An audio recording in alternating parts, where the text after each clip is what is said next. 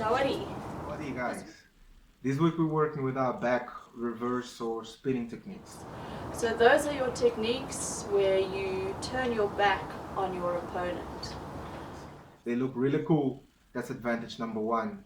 Advantage number two is that you can surprise your opponent because it's not really used a lot. Advantage number three is that you can gather a lot of power and speed with the rotation movement. There are also a lot of risks with them. So the first one obviously is the fact that you're turning your back on your opponent. And by turning your back, you're exposing the most vulnerable parts of you, which is your spine, the back of your neck. Also, by turning your back on your opponent, you momentarily take your eyes off your opponent.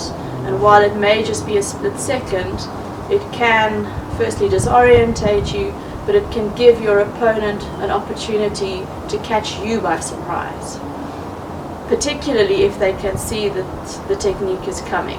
So if you're not able to disguise your technique or set up your technique in such a way that it's a surprise for your opponent, they may in turn then take advantage of you putting yourself in a vulnerable position. So some of the key elements to be successful in delivering a back spinning or reverse technique is to set up a technique such that it's a surprise for your opponent, so it must be well disguised. The time that you have your eyes off your opponent must be minimized. So in turning your head from one side to the other, that switch must be as short as possible so that you keep your eyes on your opponent for as long as possible. It's important in that spin and that turn that while you're generating that power, it's no good if you can't keep your balance. So for balance, obviously it's important that you maintain a square stance. So as you turn, you're going to be stepping across from your stance, you'll be stepping across, but maintaining that distance of your stance, maintaining the square stance. So the first thing we're going to try is just stepping our foot across. It's important that we can do that without losing balance. Now the next thing we're going to practice is dragging the back foot and bringing it closer. And you want to do it for two reasons. The first one is because if you don't, you can't reach your opponent. And the second one is because it brings your power through.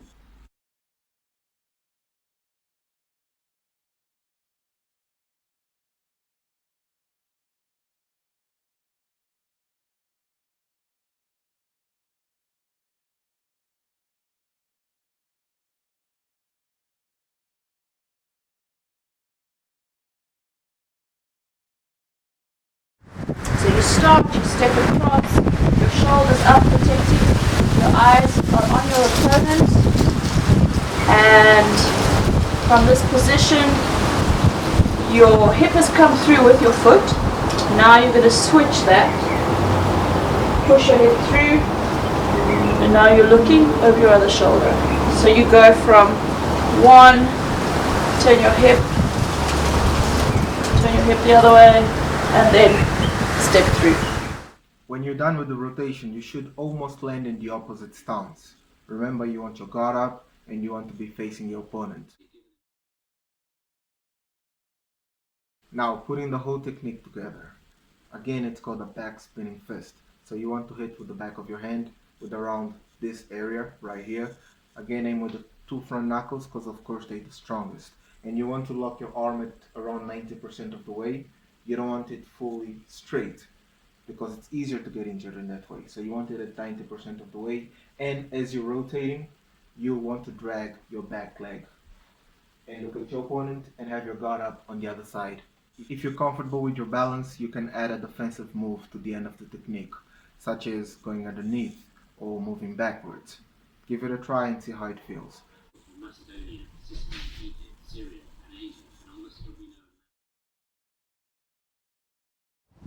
With your back spinning or reverse elbow, your sopla, same footwork as for your punch, stepping across, guard up. This time as you come around, you are lifting the point of your elbow to As you come around, you're striking down with your elbow. So it's across, down. Or you can across, strike, and come back. The elbows are very similar in the beginning of the technique. I'm referring to our sock glab or reverse elbow and our sock gratung or level up elbow. And the movement is the same, at least the way you start it. You start off by stepping forward with your front foot and you want to land right in front of your opponent's late foot as well. So now you're almost turning your back to your opponent, and that's how you begin the movement. Let's try the footwork first.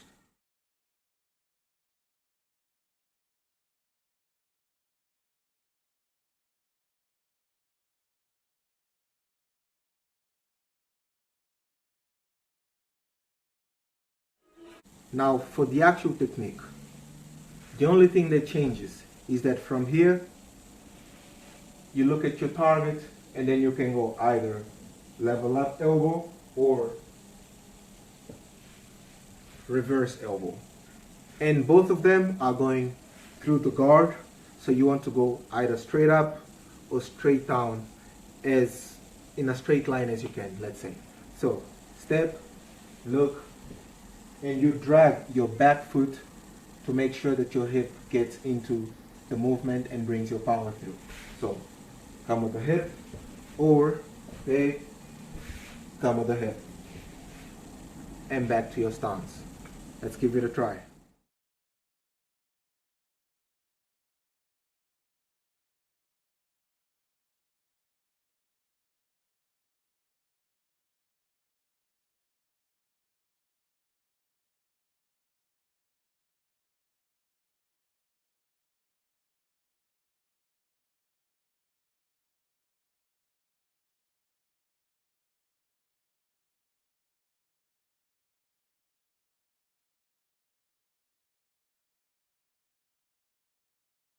Bringing in your kicks, the de glablang is your back spinning kick.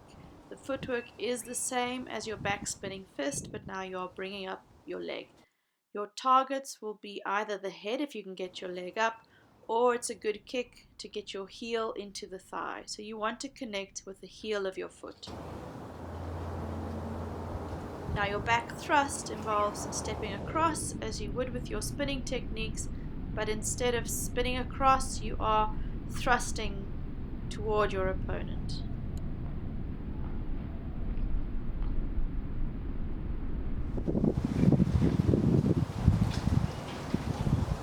Alright, let's give it a few tries.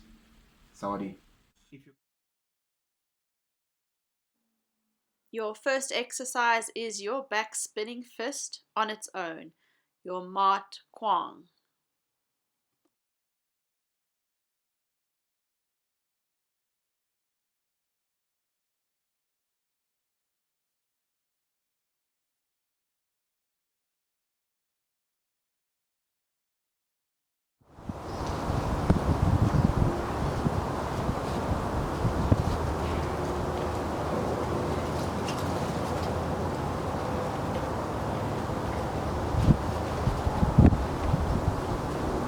So if you're back spinning fist, because you're stepping across and coming around like that, you are gaining distance. So you need to set that up in a way, or your purpose and your strategy must be to gain distance. So one way you can set it up is with the jab. You can also use it when you miss your roundhouse, which could be on purpose or unintentionally. So for example, if I try a roundhouse with my left, but I miss, and I step through, I can come around with the back spinning fist. So those are just two examples.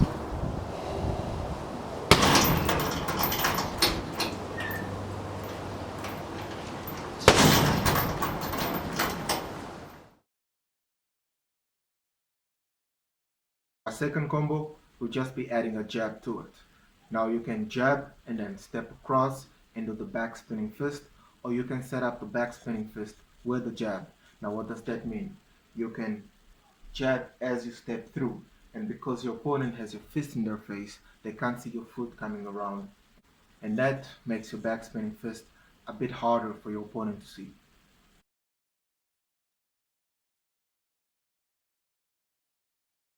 Remember, the power is coming from your leg.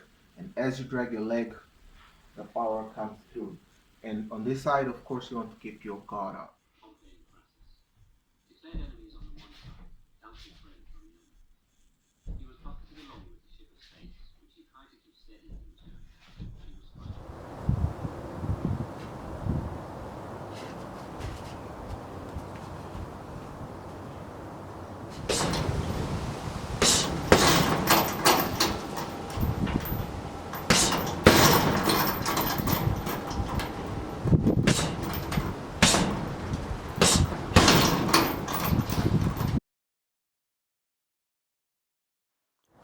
Your third exercise builds on from the second. So you have your jab into your back spinning fist, then using that momentum of your spin to come through with a good solid elbow. Remembering that you've used your back spinning fist also to gain distance, coming in closer to your opponent. So this combination is an example of using the momentum that you've gained in your back spinning fist to come around and deliver a technique now with your originally your lead hand. So I'm jabbing to step across, I'm spinning, so the momentum that I have coming around I can use to generate power in a strike from this side. So in this case I'm using an elbow. So I've used my back spinning fist to gain distance and I'm elbowing.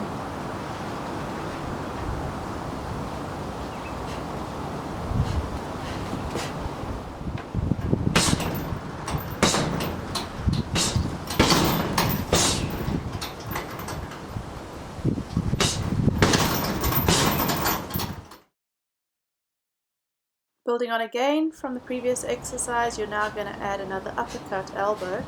So you jab, back spinning fist into your horizontal elbow followed by an uppercut elbow.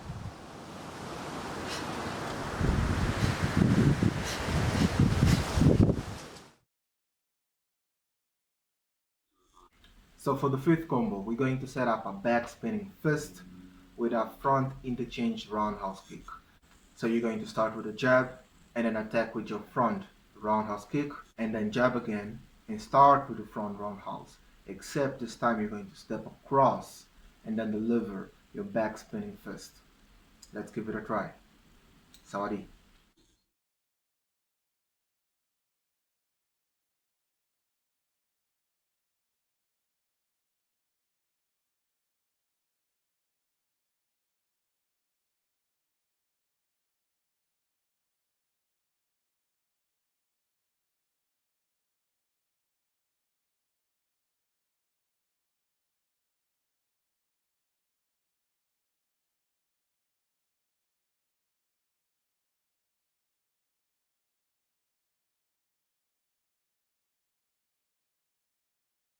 Our sixth combo is very similar to our fifth one, except we're going for a low kick.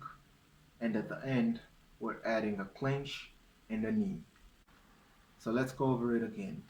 It's a jab, a roundhouse kick from the front leg, a low kick, then a second jab, and then we start with a kick, except this time we step through, deliver a back spinning fist, clinch our opponent, and then deliver a last knee.